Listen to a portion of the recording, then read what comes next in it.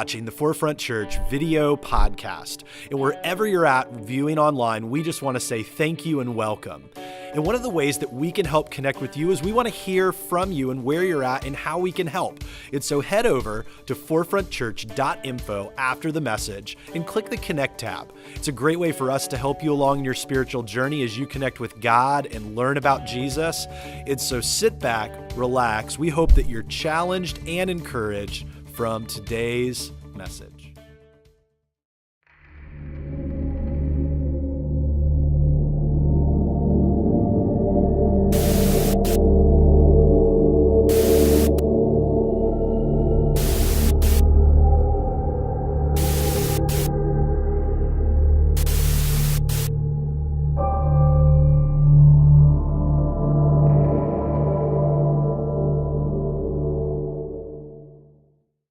I remember growing up and going to elementary school for most of my time at Lynn Haven Elementary School, which is not too far from the Lynn Haven Mall, which there was a time when that didn't exist during my lifetime. But this beautiful thing that I loved about Lynn Haven Elementary School that absolutely was awesome. There's so many fond memories. I remember riding my bike through the backwoods behind there during a time when, honestly, you didn't have to wear helmets and knee pads and elbow pads and wrist guards and even go with an adult, even in your early days as a kid. You could wander off a mile, 2, 3, 4, and be perfectly fine. That was where, on the monkey bars with Katie Anderson, I remember it like it was yesterday, that she was wearing one of those long sweater skirt things. Why those ever existed, I have no idea.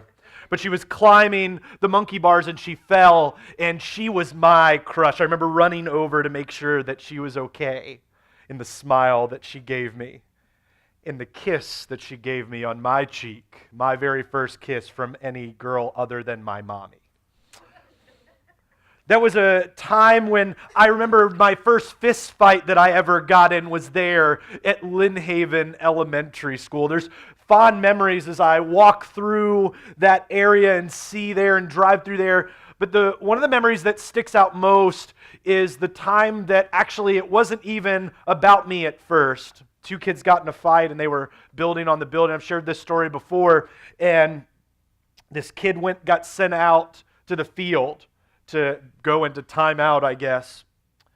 And he decided he was going to throw a chunk of brick from the pile that they were building at the kid that was in a fight with. See, that kid, we sat in what we called squads or lines, whatever you want to call them, and I was sitting behind the kid that got in a fight, and his aim was almost impeccable. But he missed by a few feet. And it hit me right in the face, and everything went into slow motion. I ended up having a huge gash across my face, and well, everything started becoming a blur because I never even heard as people yell, "Jason, duck!"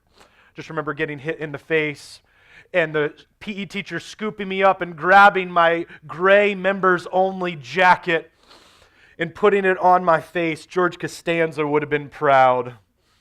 And I remember it going from light gray to almost this dark purple as I was bleeding as they rushed me. I remember my dad coming and picking me up and taking me to go get sewn up. But between the time that I got hit to the time that it was done, I remember processing as a very little kid, I'm too young to go. Like, those are the things that we think about when we're going through these moments, is I'm bleeding across my face and it's everywhere across my clothes and my jacket. I'm like, God, I don't want to. And immediately you start to understand and at least form your own idea of mortality and heaven and hell and the divine and all these things that I learned because my parents drugged me to church. But I started processing them as a third grade kid rapidly and started forming my own idea about what would it be like to go into the light. And well, the truth is, we process all of this stuff when we lay our head down at night, when we wake up in the morning, when we're in the quietness that no one else sees. Well, when we think about the monsters that are under the bed, we process what it would be like to wrestle with fear and loss, rejection, and, well, even death. You see, this wasn't the first time that I had wrestled with these ideas, and it wouldn't be the last. As we started this series, Monsters Under My Bed, we saved this particular talk for last. See, not too long ago, I had the unfortunate opportunity to walk through a heart and mortality scare. Had a very mild heart attack. It was, doctors since have said, basically through tests and follow-up, we think this is an anomaly, we think you'll be fine. But I remember feeling limp on one side and my heart racing and my coworkers going, you should call an ambulance. And I was like, I'll call my wife. And then I drove myself to the hospital, even against my doctor's orders, because I didn't want to pay for the ambulance ride, which they then shamed me in the ER. I remember even then thinking, God, I don't want to walk through this stuff. I'm scared.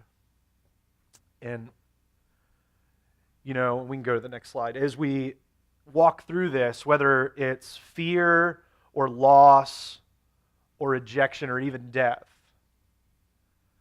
and I've been thinking about this message, and I in my head, I told my small group, I titled it, "The Happiest Message on Death You'll Ever Have." Even all these, it draws us back to our most basic of instincts.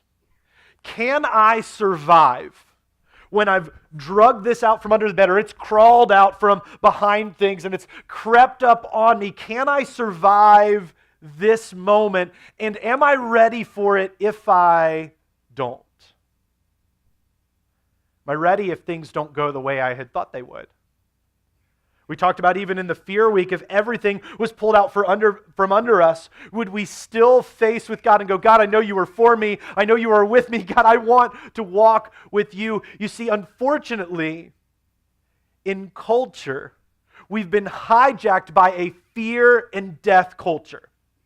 The place that we live in, all of these things that pop up, and if we're afraid, we will buy what they're selling. I want to kind of challenge maybe some of our thinking a little bit. In 1934, some statistics that I started digging up, there were 450 deaths for every 100,000 children aged 1 to 4. Today, there are fewer than 30 deaths for 100,000 kids in any age group, a tenfold decrease. Actually, we've seen that we have the lowest mortality rate for any kid by 40%. Now we'd say, we got to change our food and do whatever and do all this stuff. Well, it seems that mortality was, they had a less healthy lifespan when they were younger. Even though you were eating cheeseburgers and fried stuff and Kool-Aid, all these things, and now we have all the essential oils and things that we can provide for them. They're living longer. We would say, no, but there's a chance we got to live in fear because kids, I hear about it all the time, they're getting abducted. Well, I'd like to share with you that child abductions since 1970 are down 67%. Actually, in fact, the ones where you say stranger danger, only 0.1% of missing persons were what we would classify as a stereotypical kidnapping. The era where you rode around your bike and did all those things and no one cared that you would ride away? You were actually more unsafe then than you are today. But the only reason that we're terrified about letting little Johnny or Susie run off and go play is because we know what happened in Iowa. We know what happened in California. We get the Amber Alerts on our phone. And so we're terrified. But the reality is your kids are the safest they've ever been. So let them go. Let them run.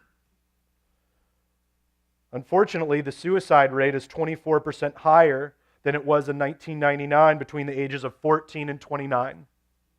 But the mortality rate across the board for any individual is at the lowest that it's been in the last 3 decades. The top 4 leading causes of death are due to poor diet and poor exercise. Which this really tells us something. When we want to live in a fear and death culture, because what are we talking about? We're talking about the fear of foreign powers invading or attacking. We're talking about the fear of officers. We're talking about the fear of weapons. Now, you could go and get political if you'd like to, but maybe we need to talk about what's being packed in lunches. You see, you have a greater risk of dying face first into your spaghetti plate than you do skydiving, running with the bulls, driving on the Autobahn, competing in a triathlon, extreme sports, or visiting your mother-in-law. Don't nudge them. You see, we live in a time where life expectancy in 1952 was at 59 years old. Today, you can expect on average to live to about 80 years old in the United States. 80! For some of you, that's creeping up. Better cram for that final. Dear Lord Jesus, know the Bible now. You see, we're getting older, we're dying later, we're living freer, we are safer in almost every single aspect, and we're living in one of the most terrified moments in times than ever before. We have all of these statistics in the palm of our hand, and yet we're the most ignorant to the fact that we live in the safest times alive. And we keep repeating the same old articles. I'm afraid of death. Let me do this. Let me do that. When really maybe it's just changing your diet and exercising and living free. And even in all of this, the most beautiful thing that we see when we pull this out from under the bed is the fact that this death monster that we pull out, well, it's not really anything to be all that afraid of. I love what the Bible unpacks for us in some of these verses. I want to share with you some. If you don't have a Bible, don't worry about it. We'll get to a main passage, but these will be here on the screen. He will wipe away every tear from their eyes. And death shall be no more. This is talking about when the second coming takes place, and as we follow Jesus, and Jesus returns, and we don't know the day or hour or year, but we do know that it will happen. Neither shall there be mourning, nor crying, nor pain, nor cancer, nor arthritis, no worry, no anxiety or depression. For the former things, they've passed away. For if we live to the Lord. It's talking about Jesus. If we die to the Lord. So then, whether we live or we die, we are the Lord's. In the Old Testament, in the book of Ecclesiastes, it says, and the dust returns to the earth as it was, and the spirit returns to God who gave it. The good news is we don't have to fear death because God is the giver of life, and this is not the end. But I meet too many believers who are wrapped up in socio-political things, worried about whoever is sitting in the top seat as our fearless leader of the free world. And they forget about the king who is already seated on the throne. And I meet non-believers who are terrified about death. You see, if you're a believer, there is no reason to be terrified of death. There is absolutely no reason. If you're a non-believer, or if you're still searching, I understand why death would be something that would rattle you, that you would be cautious of, afraid of. If you're a believer, there is no condemnation. You are living free. But I meet too many believers who live a life of playing it safe. And they celebrate these key moments when a baby arrives. Oh man, when a baby arrives. Let's have all the baby showers. Like now, it's gotten out of control, guys. People on their 5th, 6th kid were still having baby showers. Why? Like, somebody needs to introduce them to things that can stop all that. It's too many kids. More power to you if you do. Woo! We stopped at 3. We celebrate these babies. And why? Because it's this beautiful moment in life. And then we spend the rest of our time being terrified, and then we get to death and we have these celebrations. Now we've stopped having funerals. We have celebrations of life, which I think is also, I don't even want a stereotypical funeral. I told my wife at our small group, I said, I want you to rent out the Norva, invite a band that I like, have everybody just wear fun clothes and have a party. Don't even talk about me. Just have a party and just put a picture in the exit door going, of me with a big thumbs up. She's like, you're the weirdest person ever. We need that money for other stuff. I was like, no, I'm insured. We're good. Just do it. And we spend all of our time at birth and at death. And then there's these moments in between. That time between birth and death where we walk ever so cautiously on eggshells because we don't want to ruffle anybody's feathers. And I meet many believers who play it safe because they feel like, well, I don't know, death's scary, death's whatever. And we would say that these dots, these moments in time, we would call this the dash. And you may have heard poems and illustrations. How did you spend and live your dash? If you have a Bible, I'd love for you to turn over to John chapter 14. It's in the New Testament of the Bible. If you don't have one, don't worry about it. We give them away for free. There's a Bible at the Get Connected table waiting for you out in the lobby. Pick that up. Or you can go to our online Get Connected table at forefrontchurch.info. Just go to Your New Bible tab and you can click there. There's a couple different ways to get a Bible. And we're going to be over in the very beginning verses of this chapter. And we're looking at Jesus and his life. And I honestly, I love his words. Because if we're going to talk about anything, as Heather kind of insinuated to, and we walk past it, that we are people helping people to find and follow Jesus. And if this is the happiest message on death that you've ever experienced, my hope is that we leave today not just going, that was good, that felt so good. Because if we do that, then we do the movement and life of Jesus disservice. If we firmly believe it as believers, if you're a believer this morning, you firmly believe this, everything changes because of what we're about to read. And if you haven't yet taken steps in that regard, I want to let you know that not only are you in good company, and this is a safe place for you, but my prayer every single day that as you encounter this community and this church is that you will one day say enough is enough about walking in mediocrity. I want to live for Jesus. And this passage unpacks why that is so important and what the heartbeat behind why Jesus came, why Jesus died, why he conquered death, and why he lives for you and I. Over in John chapter 14, starting in verse 1, it out of the gate says, do not let your hearts be troubled. What he's basically saying is don't live in fear. Don't buy the hype.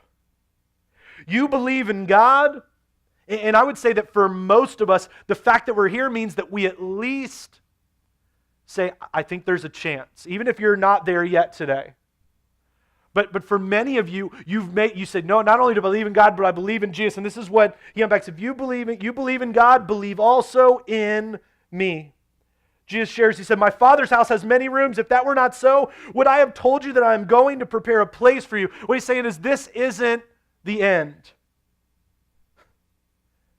And if I go and prepare a place for you, I will come back and take you with me, so you also be where I am. And this line is huge. You know the way to the place I am going.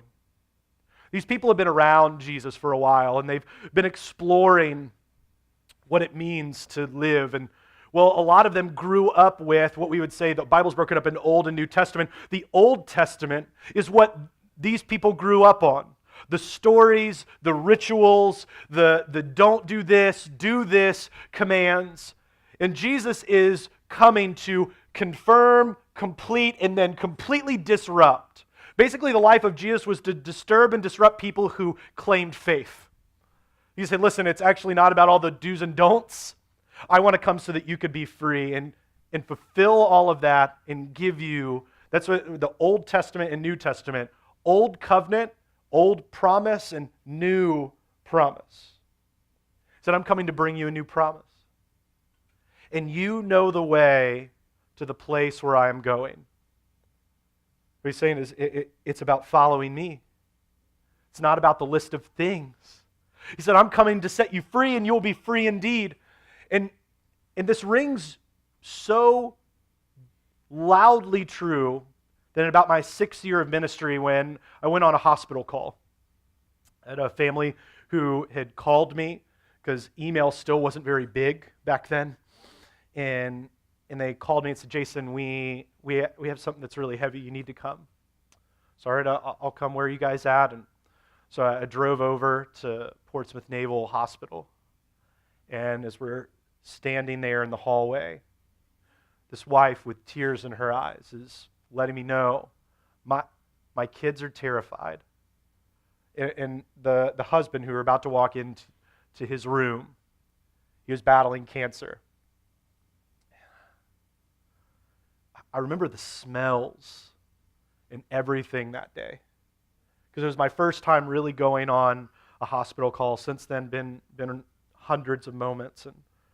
But this one still, you've had those moments where a song comes on or you taste something or you see something and it just stirs all the emotion back. Remember, the person 2 doors down was coding at the time, which means that they were dying.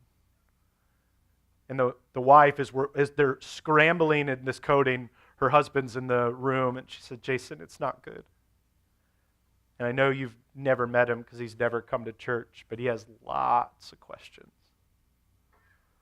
And I'm 5 years almost out of Bible college, just completely green, not knowing what in the world ministry is about because they teach you all about the Bible and nothing about ministry in Bible college.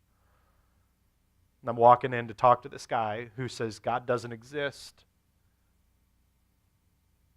And the wife is begging me through tears, please convince him that God is real.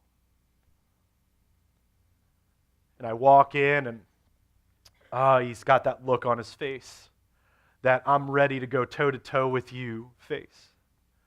And the wife goes to the waiting room and it's just me and him. And I don't know what to say to this guy. I've just been given his name. And all I know is that he has been given from the doctor 3 months to live. And I have a wife through tears begging me to convince her atheist husband that God is real. And I walk in and we start talking. He is ready to go toe-to-toe with me. But I made the cognitive choice that I was going to leave the gloves in the lobby. That in this time it wasn't the place. And so he would come at me with something and come at me from another angle, whatever. And I just kept repeating, man, I love you and I'm sorry that you're walking through this. You're sorry, is God sorry? And he walked through all this stuff.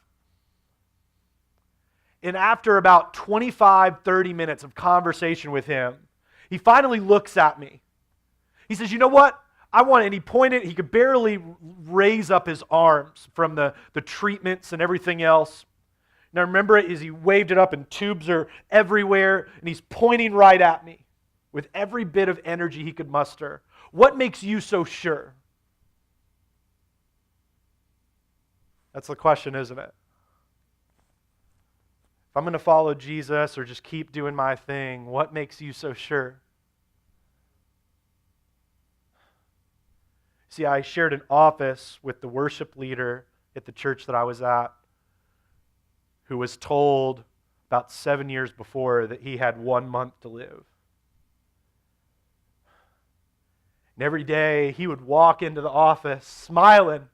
Hey, Jason, what's going on, man? His license plate was Dad, man.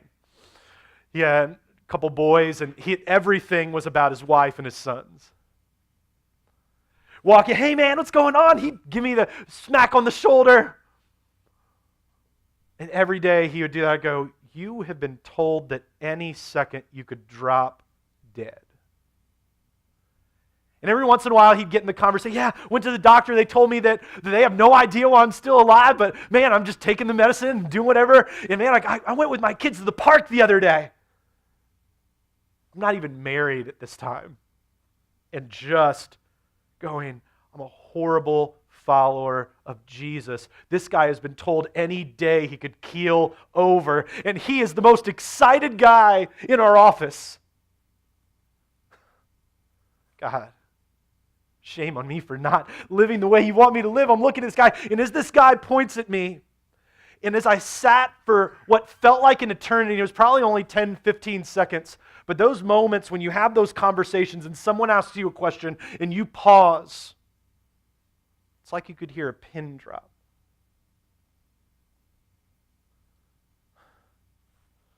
I was thinking about the monsters of death that we pull out, and the fact that this guy was grappling them and clinging to them, because what he was really asking me was, give me a reason. Because I got nothing else, man. Make it good, pastor boy.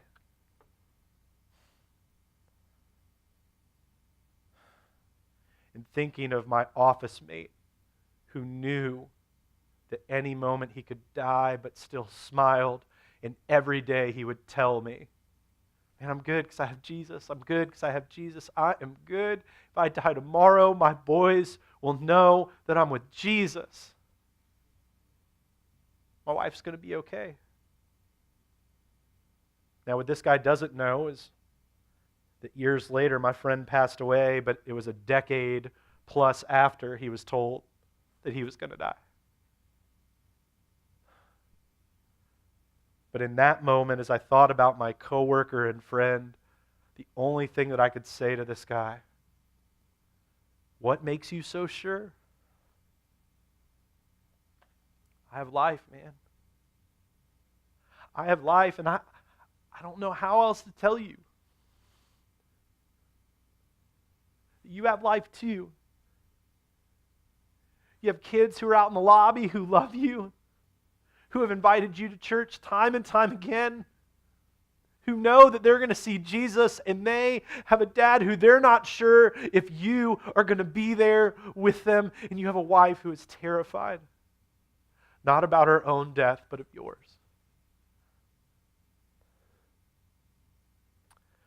We spent the next probably 35, 40 minutes talking about Jesus.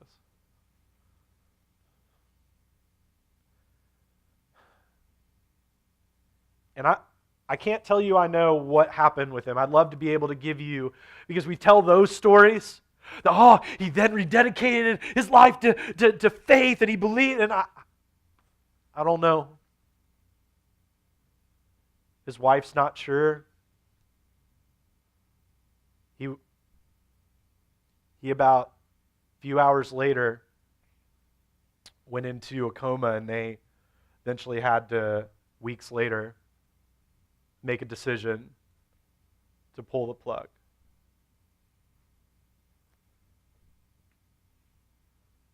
But as we talked for that 45 minutes, and I don't know what conversations he had with just him and God, but what I wanted to share with him was that Jesus gave you life. So come and live, man. Come and live. You're not promised tomorrow, but Jesus gave you life. He came and he loved you, and he didn't have to. He didn't have to listen to God. He said, and even in his agony, he said, God, if there's some other way that instead of me dying, could you do that? God didn't answer that prayer. And by not answering it, he did. Jesus, my son, there is no other way.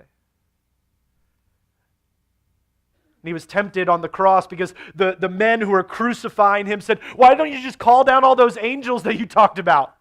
Those army of angels that could save you right in this moment. Jesus said, no. Because there's a kid that got his first kiss on the monkey bars that needs to know my God, my Father. There's people in October of 2017 who need to sit and know that they are loved by God and by me. That there's a guy in a hospital bed in 2003 that needs to know he's loved even though he is so bitter. There's a guy who's going to serve and do worship even though he's been told he has a month to live for another 15, 16 years. Who's going to live a life of hope because he's going to meet the Son of God and his life is going to be thrown wide open. There's going to be somebody in this very room who's wrestled with all the why nots. Well, I can't do this, but why? Because of this. I can't do this because why? Because of this. You can because of Jesus. Jesus gave you life, so come and live. And right now, in your head, the enemy wants you to live in fear, loss, rejection, and death. And I want to encourage you, Jesus conquered death not so you could prolong a minimal life until heaven, but so you could give people heaven here on earth. If you're a Christian, and I know for some of you who are introverted, you may hate what I'm about to say, you should be one of the happiest, most joyful, life-living, fun-having, laughter-filled, excitement-embodying people on the planet. Why? Because you have Jesus. Because you've been told that you did have a month to live, but Jesus came and gave you freedom and hope and redemption and set you free. And it's not a bunch of rules that we throw on our back in this death that just follows us and lingers behind us. It says you've been set free. Death is not a period. Death is a comma. That this isn't the end of this life. That we have new life in Jesus when we follow Him, connecting back to that redemptive work that's already been done on the cross. And we watched hundreds upon hundreds of people surrender their lives and go down into the waters of baptism, being raised up a new creation. Many of you, and then many of you even sitting in this room that have battled, I will, but one day I will. But what if you're not guaranteed the next day? That's why I love the words of Peter. When the people heard this, they were cut to the heart and said to Peter and the other apostles, "Brothers, what shall we do?" Peter replied, "Repent and be baptized, every one of you, in the name of Jesus Christ for the forgiveness of sins. You'll receive the gift of the Holy Spirit. This promise is for you and for your children and for all who are far off, and for all whom the Lord our God will call." I want you to know, above all else, that this call isn't for a week down the road. It's not for a year down the road. And I'm thankful that we have a community where we can process and mill through this. But that call is right now. And if you're a believer, may you no longer live in what we call the Eeyore syndrome. Nobody likes me. I'm just going to complain on Facebook because that seems good. Like, stop. God gave you life. Quit complaining. The traffic's bad. Why? Because we have 1,000 people that come and come and come and come from all over the country. It's not Virginia Beach. It's everybody else. Quit complaining if you go through the drive-thru and they mess up your order. It's a teenage kid. They can barely navigate their relationships, much less whether you wanted salt or no salt on your fries. So somebody posted something political and you scrolled and it made you angry. You know what you can do? Keep scrolling. Turn off your device. Go outside. But I have to comment. No, you don't. Well, someone said something mean about me. So? What are we, 5? God has given, if you're a believer, God has given you freedom. Live like it. You want to know why the people around you that don't know Jesus won't follow Jesus? Most of the time it's you. Because they don't see an example of somebody who's living in excitement and beauty and freedom. You see, it's not your job to make people follow Jesus, but does your life echo what it means to follow Jesus so boldly, loudly, and beautifully that people go, I want to change because your life is beautiful? I wrestle with that every day because I have friends around me who don't know Jesus yet, and I wonder, did I say the wrong thing, post the wrong thing?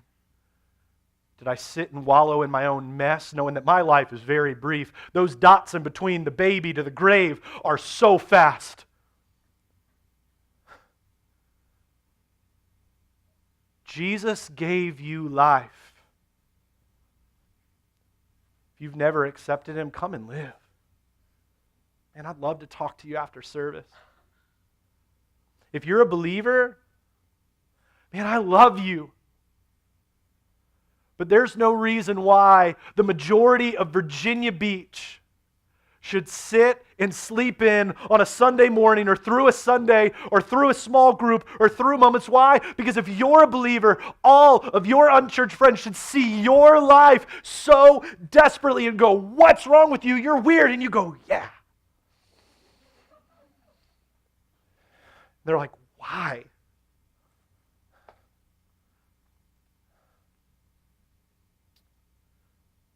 Because in life, emotionally and spiritually, I felt like I was laying on a deathbed. There was this man, this Middle Eastern Jewish rabbi, who led a life, who came and told me that I was good enough, even in all my mess, that I was loving enough, even in all my flaws, that I was important enough and unique enough, and that I deserved more and He wanted more for me. This guy named Jesus came, and now I have life. Friends are going to go, "What is that?" Man, don't just come and see, come and live. Come and live. Thanks for tuning in to the Forefront Church video podcast. Our hope and prayer is that this has left you encouraged and challenged you in your faith. And you might have some questions and some ways that you want to figure this out, and we want to help with that. Head over to forefrontchurch.info, and there's a couple different ways that you can connect. Click the Connect tab and let us know how we can be praying for you, or a staff member can be contacting you this week. Maybe you have just been encouraged by this and want to support the ministry here at Forefront Church. You can click the Giving tab, as well as other tabs that are in there to help you along in your journey with God. And so we're thankful for you. Thanks for tuning in, and we cannot wait to see you again here online on the video podcast. We love you, and we'll see you then.